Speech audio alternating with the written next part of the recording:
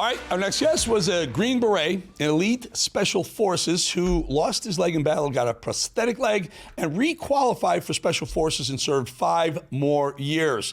He's the co-chair of Florida MAHA and now the new lieutenant governor of the great state of Florida. Happy to have Lieutenant Governor Jay Collins with us. If I didn't mention this before, sir, I should also add that you've earned the Bronze Star, the Purple Heart. You've performed surgery on your triage on your own arm to save it, and then later lost your leg and re-upped became a Special Forces 2.0.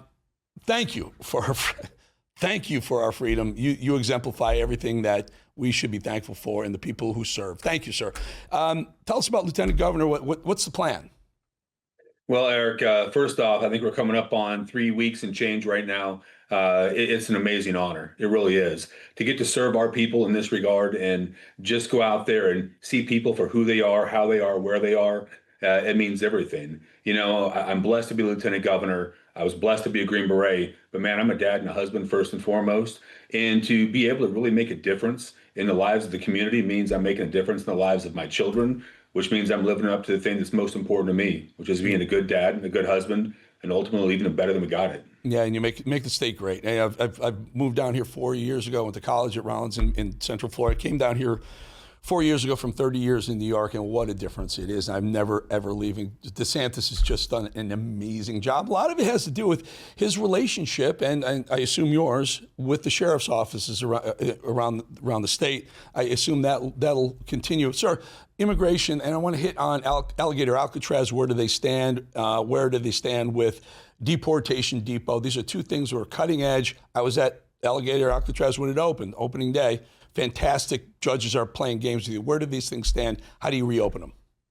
Well, Eric, yeah, you know, the American people have been very clear. They have a clear expectation that illegal immigration will be taken care of. President Trump is leading on that across the country, and no one has done more for the president's agenda on illegal immigration than the great state of Florida. So we are leading the way in 287G agreements. And as is often the case, we know that liberal activists, in this case a judge, wants to get in the mix. They tried to use an EPA study, an assessment, to derail this. We knew that liberal court was going to go ahead and play their games, but we knew that in the appeal we would win, and there was a complete stay in this case. So Alligator Alcatraz is open for business. We are actively working through that. We have Deportation Depot, which is also open for business. And now I hear there's a good conversation on the Panhandle Pokey, which will just triple down on taking care of business, following the will of the American people, and taking this illegal immigration problem seriously. That's great. That's great. So the good news is you can work on subverting these activist judges in their attempt to shut down things that Americans voted for. Let's face it, they voted for exactly what Trump is doing and what Governor DeSantis and you are doing.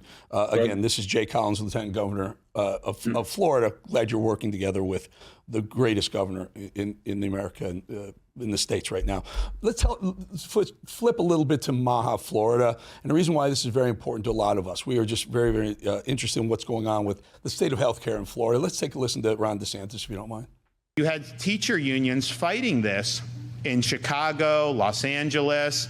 You know, they would say, oh, it's too dangerous to go to school. And then you'd find one of these union people in the Bahamas putting pictures on Instagram. And I'm like, you gotta be kidding me. Had we listened to Fauci and these people, it would have been devastating for these kids. There's just no question about it. California, Illinois, these states did tremendous harm to these vulnerable kids. And you know what? What they would do is you would have people issuing edicts, and yet these elites, their kids were still going to private school in person, but they were shutting the public where they had the lower income and the working class kids that didn't have access to all these things. And so that was public health pushing an agenda, and it was one of the most harmful agendas to our kids that has ever been pushed in the modern history of our country. We were right in Florida, and they were wrong about what they were trying to do. So, Lieutenant Governor Jay Collins, tell us about the plan going forward for the MAHA movement in Florida. Well, you know, Eric, I think one thing we have to talk about here is he is the greatest governor in our state's history, and there's a reason we call him America's governor. He is absolutely amazing. You see the courage and conviction to step up and stand alone when necessary. That kind of leadership matters. Imagine where our nation would be if Florida hadn't stood. because Governor Ron DeSantis stood. Ultimately, what are we doing with MAHA? Ultimately, I think it comes down to parental rights and understanding what goes in your body. This is a big discussion. Immunizations are one part of that. So, if you want to get an immunization, I think you can probably have your immunization, but I think this comes down to mandates, and that is the overriding discussion. But, as a dad, as someone who has, so if I may, sir, it does come down to mandates, and no more mandates. Well, Eric, I think that is exactly what the discussion is. Obviously, it'll be a long legislative process. This will be discussed in depth and breadth. But you know what? I dream of kids not being turned away from their pediatrician. One of my boys had some health issues, and he struggled with a typical immunization schedule. We didn't do the jab because, frankly, we didn't think it was necessary at his age bracket, and the secondary consequences weren't there. And we got turned away from pediatricians simply because of that.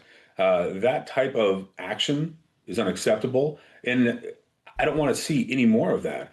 If you want to get an immunization, you can have your immunization, and I think that's what this discussion is all about. Where are we going to stand as a state? I think you heard the governor, you've heard me, you've heard Dr. Latipo on this, and Florida's going to stand strong. We're going to lead from the front on this, and we'll see how this legislative process works out. But there's a lot of work to do on it. Well, I would tell you, Florida was cutting edge during COVID. You came out the best you could, came out early, pushed aside some of the federal mandates that they're forcing on us. I know because I had to fly to New York, and at one point I had to get one of the shots. I only had one, but I forced myself. I had to do it because I couldn't get into a New York airport without showing a card saying I was. It was insane. I just don't ever want to have to do that again. It's good to hear you say what you said right there. We only have about a minute or so. One of the things with Florida, greatest state in the world to live, it's just amazing. You're running a budget surplus. There's been talk about eliminating property taxes. A lot of Floridians would love to hear if that is possible going forward. Yeah, Eric, great question. I do think it's possible. Let's talk about those homesteaded properties. The American dream is to own your home. Can you ever really own it if you owe money to the government, or they can take it away from you just because something goes wrong? The answer is no, you really don't truly own your home if the government can take it from you. So that's the dream. We're going to work on it. Obviously, we're doing our FAFO, or the work to make sure we find excess government waste. And I do think this is very possible, but it can't be done legislatively. It's going to have to go on the ballot. The people are going to have to vote. And I would encourage people to go out there and make sure they are well read on this. They understand, and then vote. If you think property tax is something we should work through, because I sure as heck would like to not have property tax on my homesteaded home, as what I had many of my neighbors. That's the whole point of homestead. That is the whole point of homestead, Lieutenant Governor. It is music to my ears to hear you say that. When you homestead, you declare this is your dwelling, that you own this dwelling, and the government continuing to tax it just says they own it, you're only renting it from them. It's just so infuriating. I hope you get that as one of the top priorities going forward. I mean, you want to talk about migration to the state of Florida, which you've had wonderful success from California, New York, and some of the other liberal places. I don't like seeing them on the streets. I hate seeing a New Jersey or California license plate on the street, just whatever. But you want the migration. You want the state to be strong. You want that budget surplus to happen. Great across the board, Lieutenant Governor Jay Collins. Go get him, sir. Again, thank you for the sacrifices you made for this country. We appreciate it. I would do it again in a heartbeat, and twice on Sunday, my friend. Eric, thank you for your time today. Yes, sir. I'm going to meet you at a Buc-ee's one of these days. We'll get DeSantis out there. The three of us will get a sandwich at Buc-ee's. Mark my words. We're going to do that. We're going to do that. Lieutenant Governor, thank you for your time. Have a good one, Eric. You too.